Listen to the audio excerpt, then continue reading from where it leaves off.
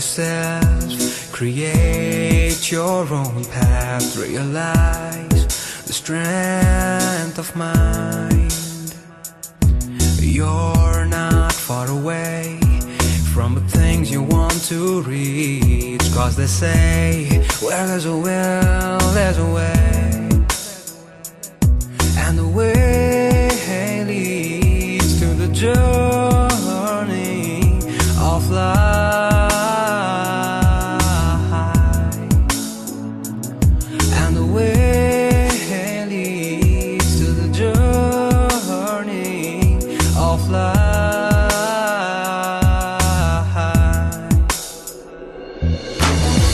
We surround us, we have to make a change. Let's make this world a better place to live in. We surround us, we have to make a change. Let's make this world a better place to live in. We surround us, we have to make a change. Let's make this world a better place to live in. We surround us, we have to make a change.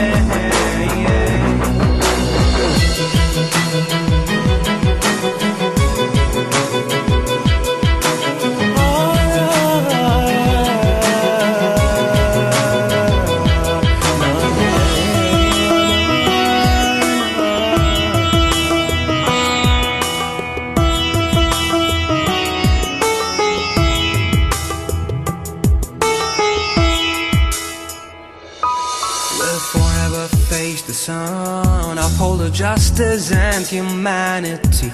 We'll stand as one, baffled as a light of unity.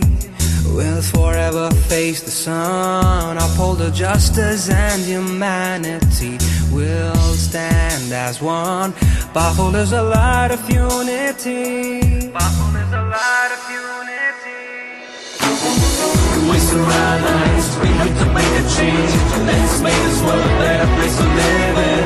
We surround us, we have to make a change. Let's make this world a better place to live in. We surround us, we have to make a change. Let's make this world a better place to live in. We surround us, we have to make a change.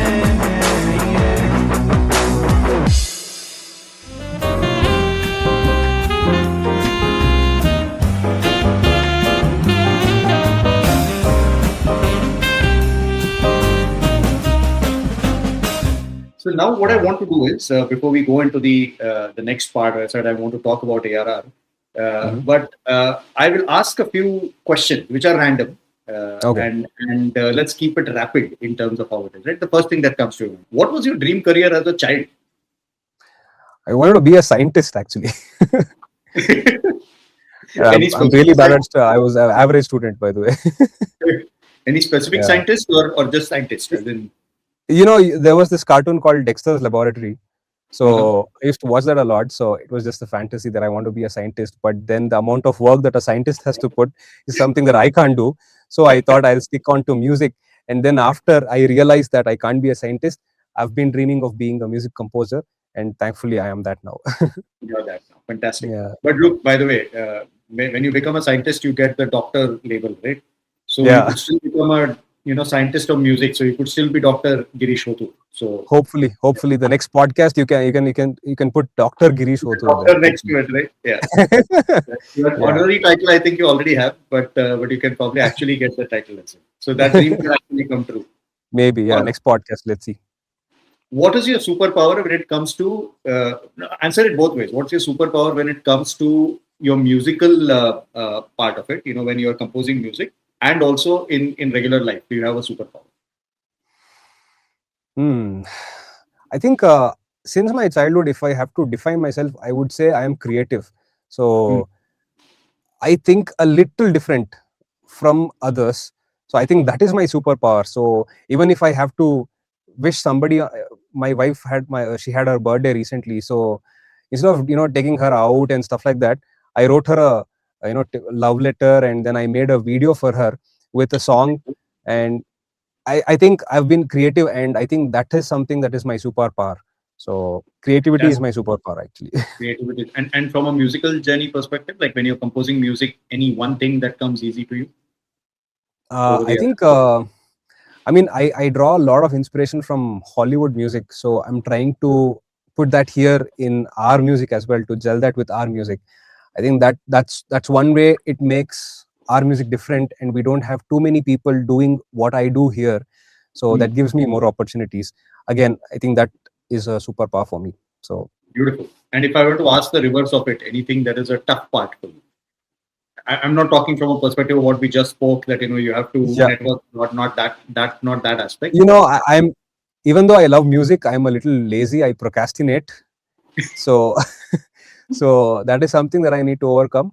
So yeah, that's part of the creative process, I believe. To Exactly. That's procrastinate. exactly what I was about to say. That tell me one creative person who does not do that. Right? So you're Yeah, always self-doubting yourself. You can do better. You're correct. stuck in the loop.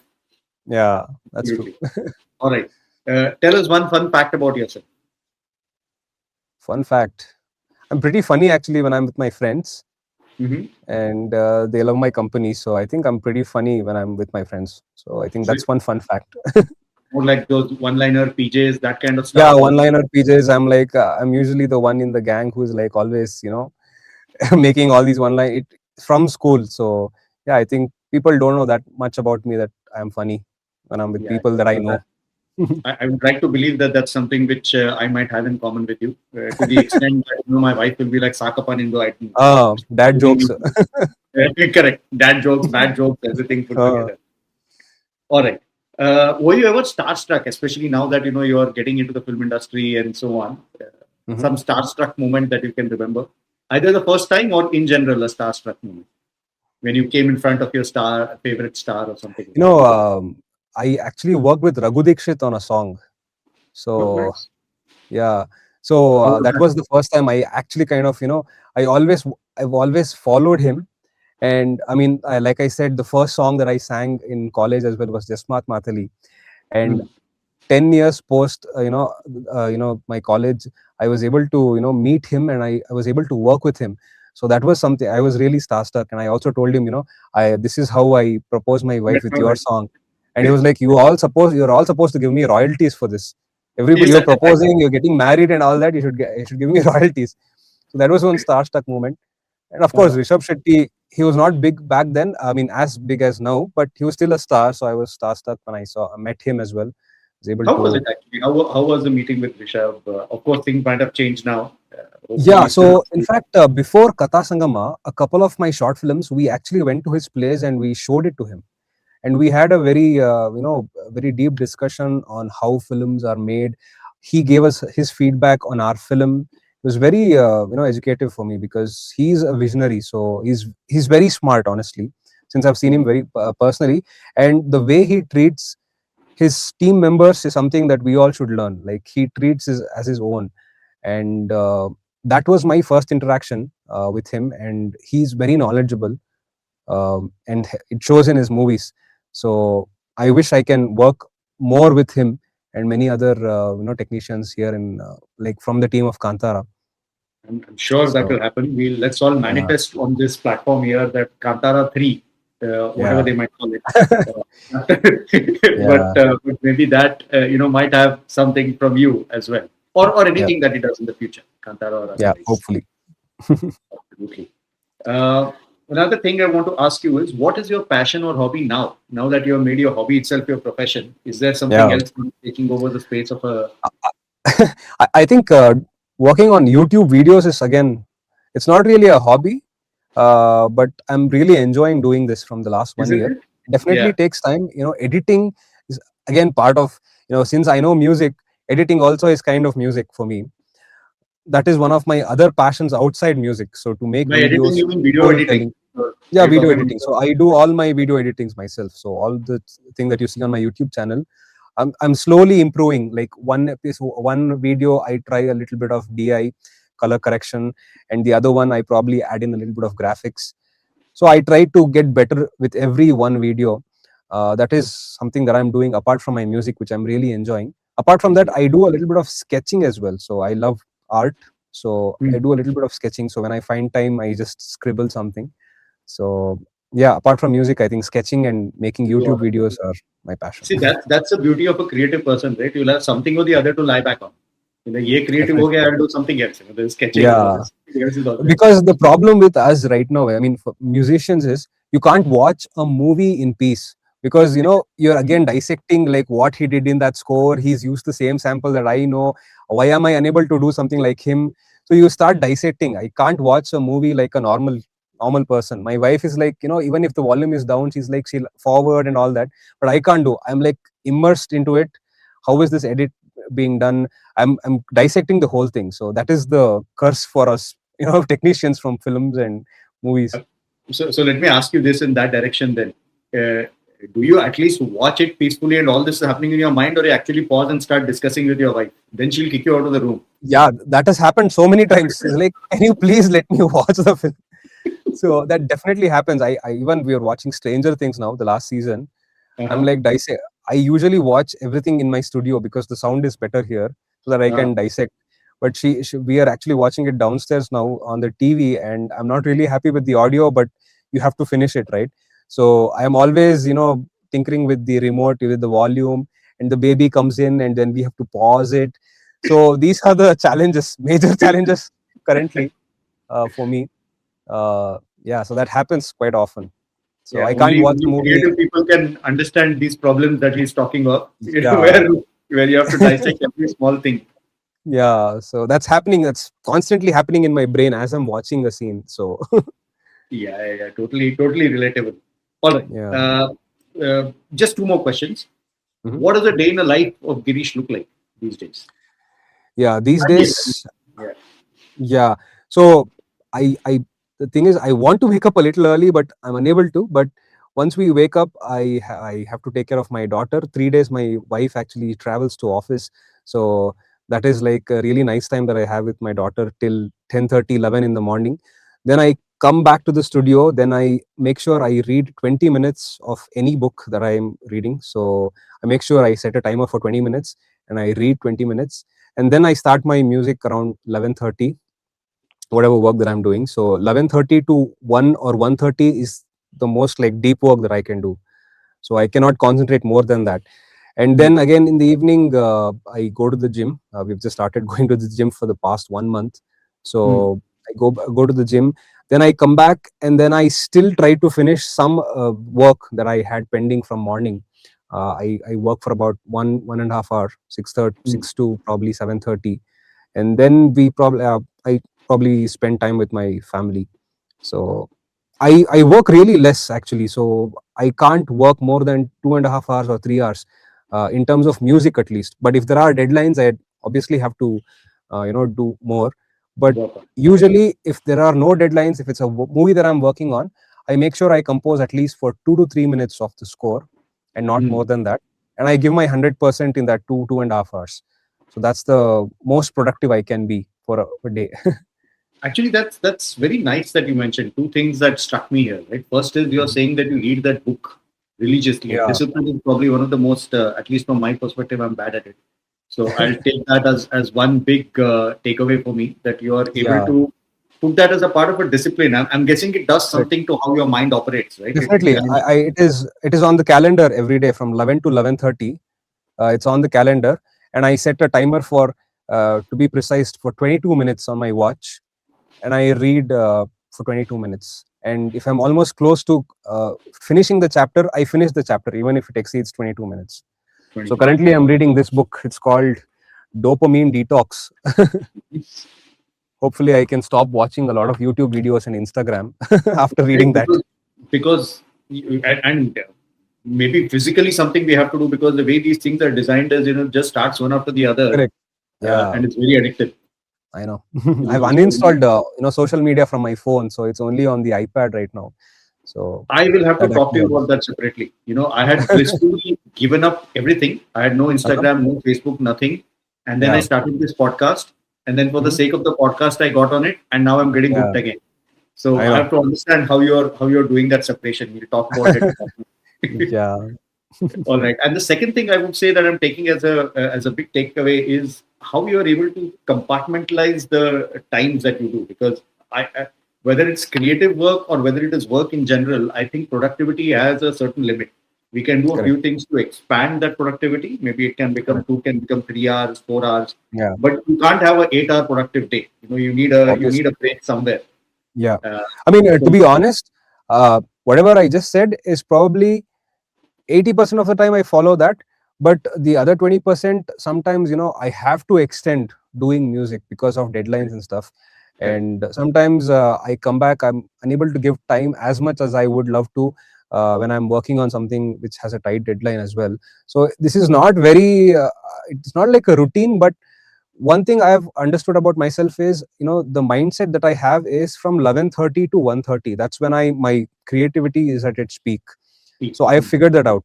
So it usually was in the evenings before, but somehow I've pushed it back to the morning so that I can give time to my wife and my The super baby. fast. Yeah. My daughter is growing super fast, so I don't want to miss any of that. So Correct. I am very fortunate that I am a stay home dad, and I'm able to be and look at her Yeah. childhood, Yeah. how she grew Absolutely. up and all that. So I'm just fortunate for that.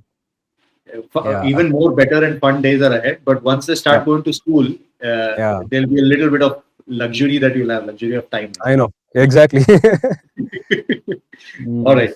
And on that note, I actually have to thank you today, Girish, because you just explained what your most productive time is, and I really appreciate that you're giving me time exactly in that productive space. So no your book problem. reading and your music today is getting pushed a little thanks to the time you're giving me. No problem. All right. Yeah. So that concludes it. What I now want to do is I want to request if you can help us break down the art of music creation to some extent, Mhm. right? Yeah. Whatever example you want to take, you can either take a film's BGM Yeah. or your tight deadline ones that you create for an ad, but just Mhm. help us understand the various phases that you go through. Right? It does not Yeah. have to be the technical way, but what you do. Okay. So let me explain. I think people will be interested on how music for films work. So I think that will be interesting. So what usually happens is I get usually the director briefs me about the story. They'll give me a reading of what the film is about. So it's going to be sometime somewhere between 2 to 3 hours. They give me a complete narration of what the film is, Hmm. and what happens is after that I start composing themes for the film based on the situation, based on the characters. You start creating a palette in the sense, instrument wise what can be the direction, in terms of melody what can be the direction. I start working on that, and once Hmm. the shooting is complete, once the complete edit is done, they send me the complete movie without the music. So whatever you see on Netflix or Amazon Prime, you have everything in hand. So what I get is just the movie with the dialogues, Hmm. and I have to start analyzing how I can uh, talk say like a parallel storytelling. Like if there is an emotion that needs to be emoted, the actor is already emoting that emotion, but how do I emote the same thing with music? So Hmm. for example, if he's sad, I'll probably have to use something like string sections or flute. So I'll have to analyze, I'll have to dissect. And what happens is in movies, the emotions can change every 30 to 40 seconds. So Hmm. let's say if a person is happy and suddenly the scene cuts to something that is like dark or sad or something like that, you'll have to transition in musically as well. So that's a Hmm. very challenging thing. So for that, there are a lot of technical aspects, like there is something called tempo mapping, where it's not like a song which goes on like a single tempo, so it doesn't go Hmm. like this. So it keeps changing, the rhythm keeps changing.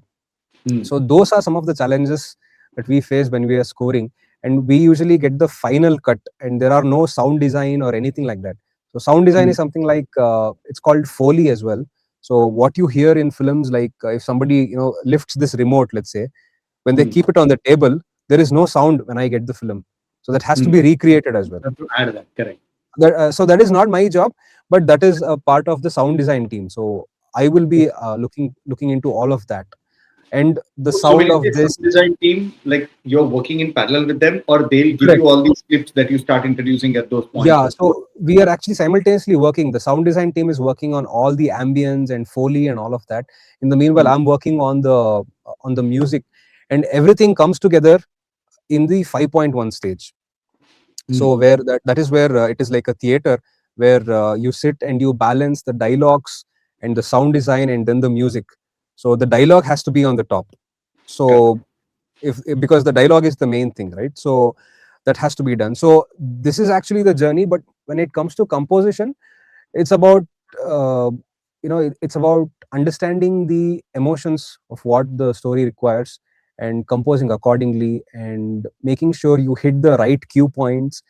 So that is basically the journey. But to be more precise, it doesn't have a proper workflow as such when I'm composing music. But the Okay. only requirement is we need the final cut, we need the final film, so there shouldn't be any edits or anything after when I start And composing. this may sound as a silly question, but is there a science to this? Like, for example, when you said you think of a theme, now Mhm. is there a certain science to how that theme comes, or that is a creative aspect? It just comes to you that this story, this might work.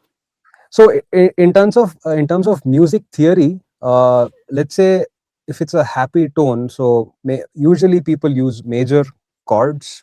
There are major chords and minor chords. If it's a Correct. happy emotion, then we create it in major chords. And if it's Okay. a sad music, usually they start in minor chords. Not that you can't use minor chords for happy emotions as well, but Hmm. it's again, it's how you are creative. Like, you can be experimental with it. There are a Hmm. lot of films these days when there are contrasting music to the emotion. So if there is a fight sequence going on, you would have seen there will be like a slow motion orchestral music going on. So it's about how things are trending right now. So that is the Exactly. science.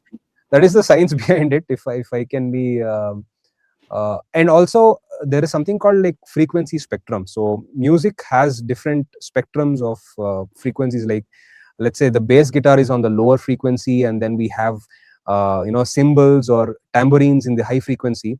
So what we need to make sure is the full frequency spectrum is balanced out.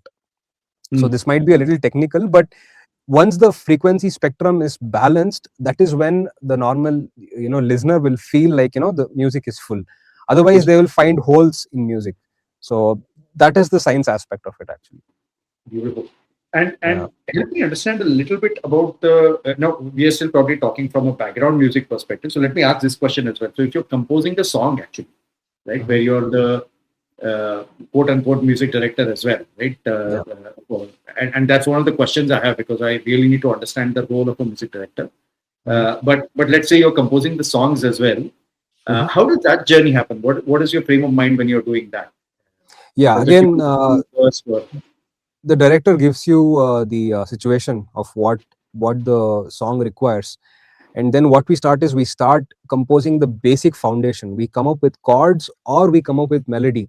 Let's say Hmm. na na na na na, that is a melody. The chord is Hmm. like a cluster of notes, so that is Hmm. a chord. So there Hmm. are two ways of composing music, at least in my way. One is you come up with the melody, or the first thing you come up with is a chord, and then on top of the chord you add in a melody. So that Okay. is a way of composing. So we actually compose that, and I just sing some gibberish like na na na na na, or la la la la la, or whatever. And if I have some words specifically in mind, I try and hum that as well, usually Hmm. like a hook or something.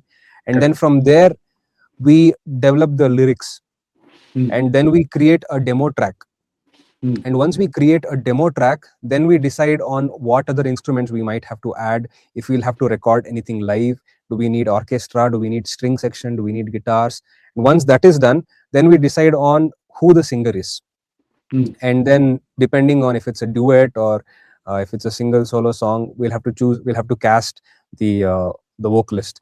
And then we do the recordings. And once the recording is complete, there is another phase called mixing and mastering. So where Hmm. everything is balanced, so the mixing engineer makes sure that everything is heard correctly, and everything is spanned correctly, left and right, and all the frequency spectrum is like heard properly.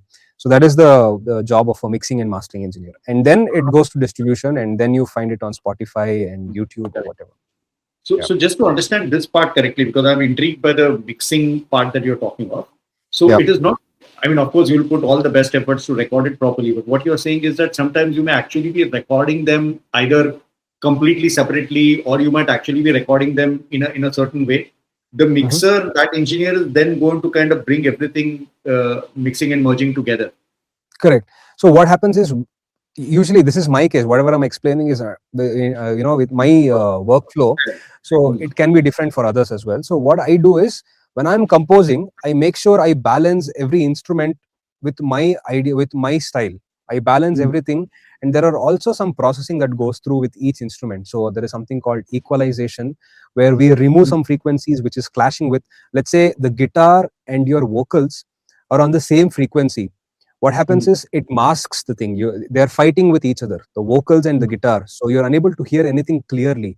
So in such cases, what we do is, using the equalizer, we actually carve out some let's say a hole in the guitar. So we just remove some of the frequencies from the guitar so that it Right. makes space for vocals. So I do it in my stage when I'm composing with my experience. So once I do this, once we record the vocals are not recorded with any effects like reverb or delay or anything like that. So it's completely dry. And what happens in the mixing phase is they add in a lot of reverb and delay and stuff, and that's how you're able to, it sounds larger than life when you add reverb and stuff like that. So that is Absolutely. so that is the job of the mixing engineer. I can, but as a music composer, it's really important you have the knowledge about mixing and mastering, because you can do a demo from your end, but mixing and mastering engineers, their job only is to make sure that the music sounds good and balanced. So Right. that is where we actually give it to mixing and mastering engineers. Sometimes if there is no budget, I mix and master my own songs. And right now Correct. there are a lot of tools as well that masters your song. So you just use the plugin. It's a plugin, and you just make the plugin listen to your song for about 8 to 10 seconds. It makes all the calculations and it masters your song all by itself. So I've Oh, made a nice. video on that on my YouTube as well. So you might find it interesting. I think I should spend a lot more time on your YouTube channel now. Yeah. So there's a lot of science involved in mixing and mastering. So it's all about physics. When 10th or 12th we used to hear about frequencies, resonance and all that. I never paid attention back then, but right now all I'm doing is learning physics. And if truth be told, if you were taught resonance and all those nice things with this background, Yeah. at least some of us would have learned it better. I'm not saying Correct. everybody would have, Yeah. but some of us would have understood and learned it better, because you're seeing the applied aspect of it rather than just the Exactly. theoretical aspect. Yes. Now I'm coming back to the point. Then I can understand music composer. I can obviously understand the background music aspect of it. We understood the mixing and the engineering aspect of it. Help me understand what exactly is the role of a music director then. Is this person like kind of above everything, or what exactly do they do? So see, I mean, music director is nothing but there are different names actually. Music composer is somebody who composes a song, but not necessarily is the he let's say if Ilayaraja is a music director, he plays the piano. He doesn't play the drums, or he Correct. doesn't play veena, or he doesn't play the violin. So what he does is he directs those people, like a person who plays the strings, like the violin, or he directs the drummer to play the drums in a certain way. So basically, he's directing them to do it. It's a collaborative. It's like a band, and you are the leader of the band. So that is how a music director who directs everybody with music. So he just composes the song, and then everybody's helping him make the song. So everybody is working together to make one single song. So that is the concept of music director or music composer. So when I say I am a music producer, what I do is I produce music myself. So including the drums, the guitar. So it doesn't have to be like right now, today's era. A lot of them are music producers rather than music composers or music directors, because they compose everything. They do everything on the DAW, the DAW, the digital audio workstation, what we call a software. So we do everything at one place. So we really don't need a drummer. We are actually producing the drums through our software. Correct. We do everything ourselves. So that is where the concept of music producer comes in. So Ilayaraja sir is a music director. A.R. Rahman also is a music director and also a music producer, because he does a lot of the software stuff. So that is the main difference between a music director and music producer. So perfect. Thank you for clarifying that, and you have also given me a hook naturally to the point that I wanted to come to. But I'll start with this one anecdote. You may know this. Apologies if you do, but something that I came across. Right. So you know Lata Mangeshkar ji, obviously. Yeah. Uh, so she was invited by A.R. Rahman to sing a song.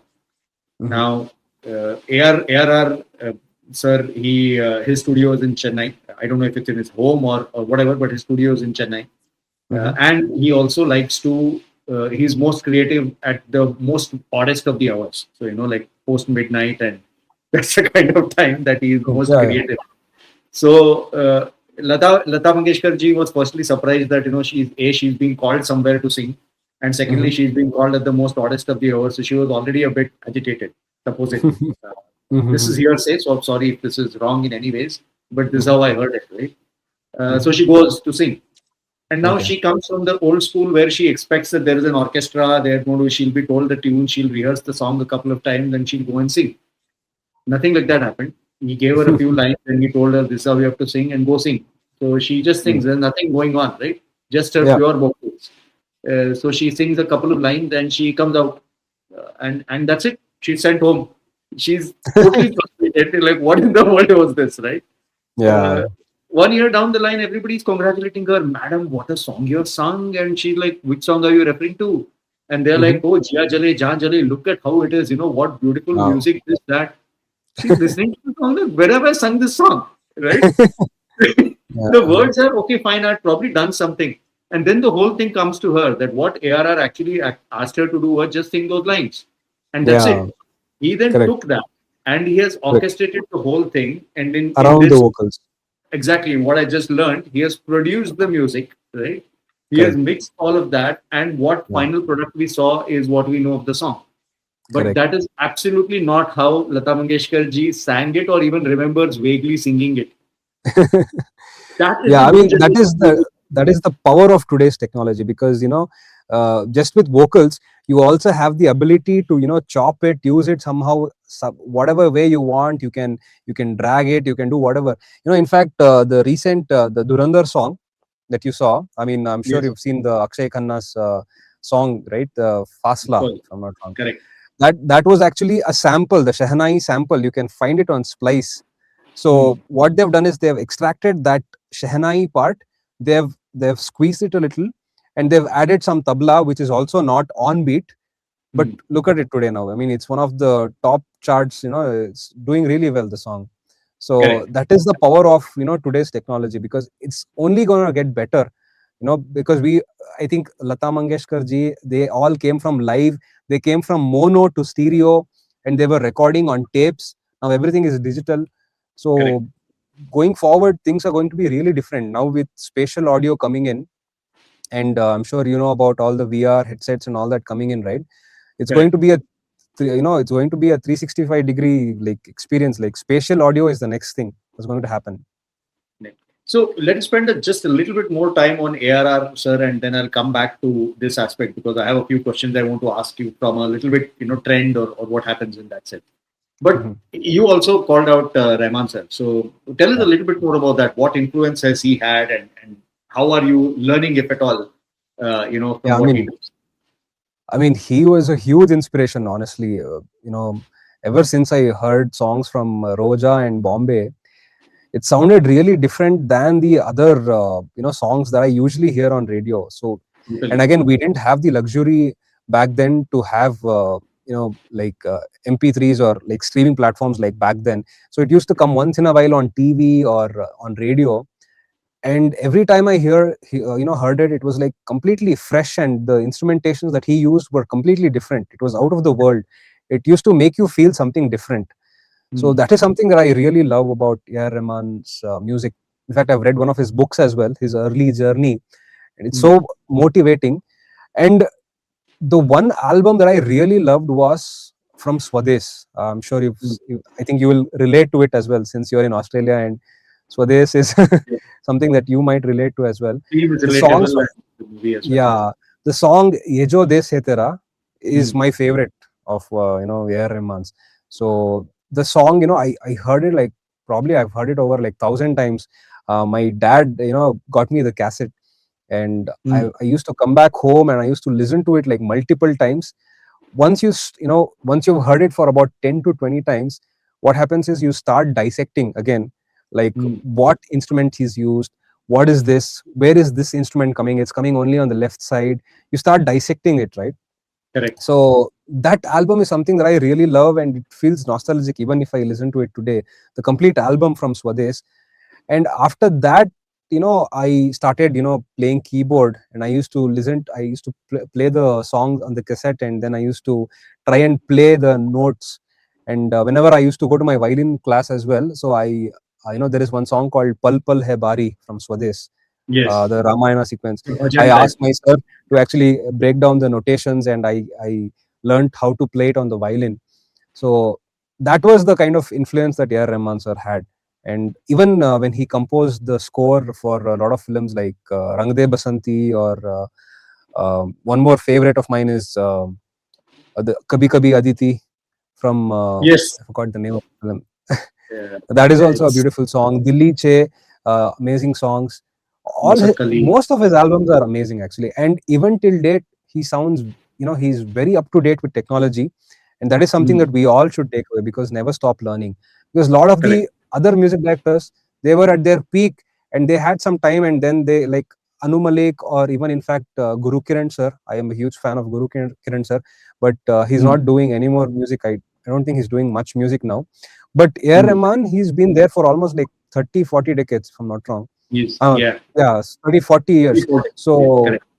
and he's still relevant today. He's doing one of the biggest, films.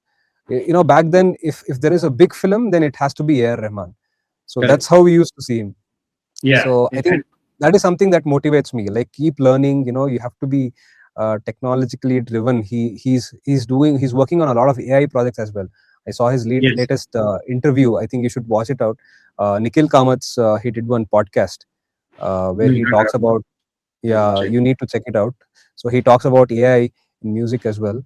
So that's what you need to embrace, all that, to learn from the greats. I think A.R. Rahman, when he won the Oscar for Slumdog Millionaire, I felt it was, he had better songs than what he had done for Slumdog Millionaire. But again, that was a very proud moment for me also.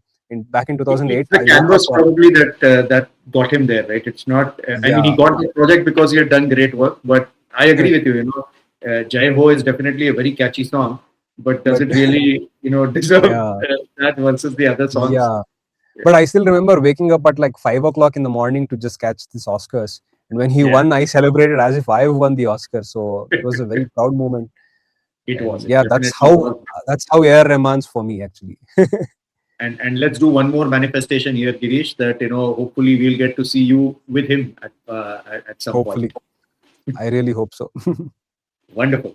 So now with that, we are also getting toward the last section, but I want to ask and understand a little bit more about not just music in today's world, but the relevance of how things are. Right? We are now in a world of reels.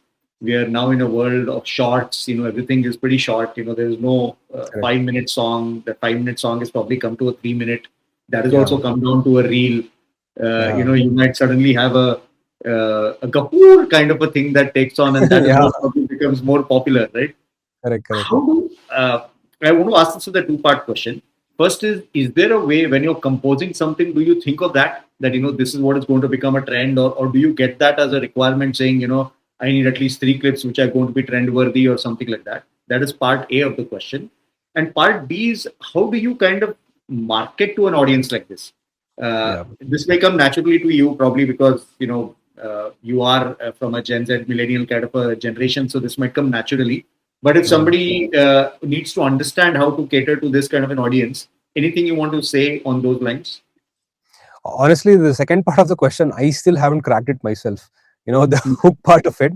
And since I'm a musician, I'm not a huge fan of these hook tunes, which finishes, they're very simple and they're very tough to make, actually. The hook tunes. Correct. I really appreciate, Anirudh, who is doing music, these days. He's really good at it, actually. Anirudh is really good, actually. I mean, he's very versatile. He is a master of, making hook tunes. In fact, A.R. Rahman's songs, some of the songs, it might take a couple of listens for you to, understand the music and then to start liking it. But Anirudh's music, the very first time you hear it, there is a proper hook. And that is something that I am still cracking myself, because I am not personally a huge fan of hooks, because since as a music lover, I love to listen to a lot more complicated stuff just than the hook. There is Correct. more to music than just hook line or just a single word repeating it over and over again. I feel there is more to it, but again, there is an audience to it, so I can't deny the fact that hooks are something that are very important in today's trend, and to have something as trending in reel. But again, you never know what is going to click and what is not going to click in today's world. It's very tough to crack. What I can do is I can make something really catchy, and if that is promoted really well, or let's say even if it's a bad tune, and if you listen to it multiple times now, a lot of these ads, like let's say washing powder Nirma, if you listen to that 1,000 times, it actually is engraved in your head. Catchy. Correct. So I think So- for hooks to work, it has to be, first of all, of course, it has to be catchy melodically. Second thing is, it has to be promoted really well. It has to reach out to more people. It has to keep repeating. Only then I think it will start working. So it's a combination of how it's promoted and it being a little bit listen worthy in a way, right? Correct. Yeah. Like, for example, I find this always hilarious. There's the Japanese words that they use all the time, right? Ayorima. It goes something like that. Like when something funny happens, you go like Ayorima. So like, Correct. What's catchy in this? Nothing. But Yes, nothing is. got the attention of people, right? That it just keeps getting repeated everywhere. Even the most cringiest music will become a hit if it is like repeatedly. If you use that everywhere, you start liking it. There are a lot of trending reels like that these days. There is one girl who sings a Kannada song really bad, and that becomes a trend. So that's how it is actually right now. That's how it is. Okay, so we'll ignore that second part. So even you do not know honestly, what can make it viral, or rather, you shared your view, which I appreciate. But let me go back to the first part. Does this come as a requirement to you that I want at least one or two reel-worthy or catchy music or something like that? Definitely, that is something that a lot of the directors actually ask for, and I wouldn't say that is wrong, because that's how movie is promoted. A movie or a song is promoted, so it definitely helps with the promotion. The song from 3, Why This Colavaridi, even though the movie didn't do well, but the song was so viral that it actually, even though movie was a flop, but the song actually made you still remember the name of the film. So Absolutely. that is the power of music. So that's the power of music. And since you mentioned that, I just want to call out two things. First is he talked about Anirudh. Anirudh is the music director who created that song, and he started from there. He is the nephew of Rajinikanth ji's wife, so in that sense, nephew as well. And he's also the music director who did Jawan from a Hindi perspective. Probably what all of us might relate to, Shah Rukh Khan's mega movie, blockbuster movie. Jailer also, he did Jailer. So absolutely, the Kavalaya, that song. And since you talked Kolavari, I have to kind of call this out. This was probably 15 years ago or something like that, and I just started my work in a relatively new practice called as mobility. Creating mobile applications was a new thing those days. So I had used this tune and created a song around mobility. Okay. So to the extent of which my creativity went, and I was quite amused with how it came out. I'll share that separately. But I'd use that tune as a way to introduce what mobile application or what mobility is, because things were pretty new in those days. Yeah. All right. So that is that.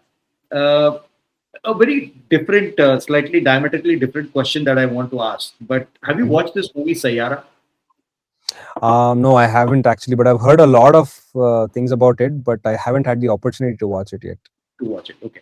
So I have a question related to it, but the concept or the theme of the movie is not that important. But the main point here is that he's a budding musician in the movie, and she is a content creator. She's a lyricist for it, and there is a love story, obviously, but the crux of the movie is also that how he starts getting viral because of music, so to say, right? And eventually, he hits big stage on the back of her song that she has created. Ignore the love story angle of it, but the crux is something like this. What I want to ask you is that, is this something filmy, or does this really happen in today's world? Where unknowns are creating music, becoming big on a social media platform, and really getting to the next level? Is this fairy tale story, filmy story, or does this happen in today's world?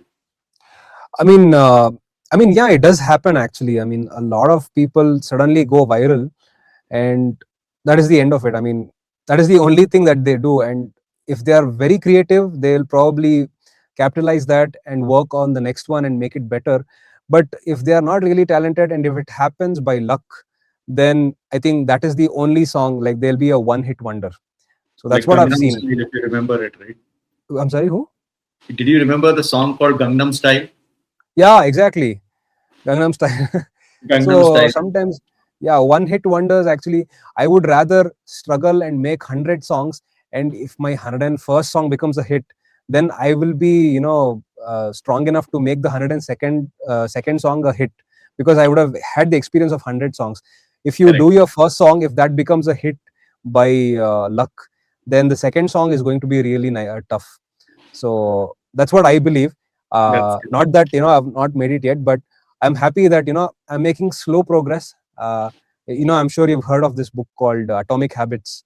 So yes, even if you make 1% progression every day, you make 365% in the whole year. in the So whole that's year. my agenda. So In I fact, don't more want than that, it's the compounding interest aspect, right? It's the same thing as correct. compound interest. Exactly.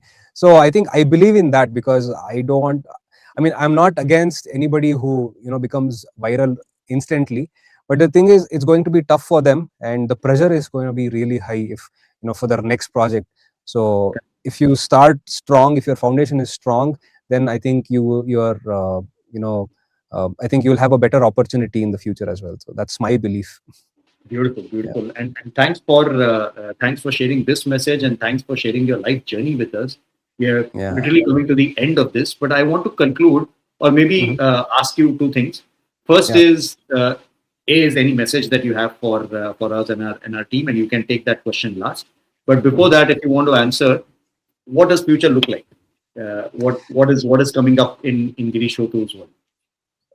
I mean, I have a lot of exciting things coming up. I'm actually collaborating with a lot of companies that I've been using softwares with. So I'm collaborating with a lot of plugin companies, to be specific. So I'm working with a company called Plugin Boutique, where they actually sell softwares, musical softwares. So I'm endorsing their softwares through my YouTube channel. So I'm really excited about making more videos about plugins and sharing my knowledge on my YouTube. Apart from that, my Telugu film, my debut Telugu film is actually coming up this probably Feb end. It is called Bhutam Yeah. Pretam.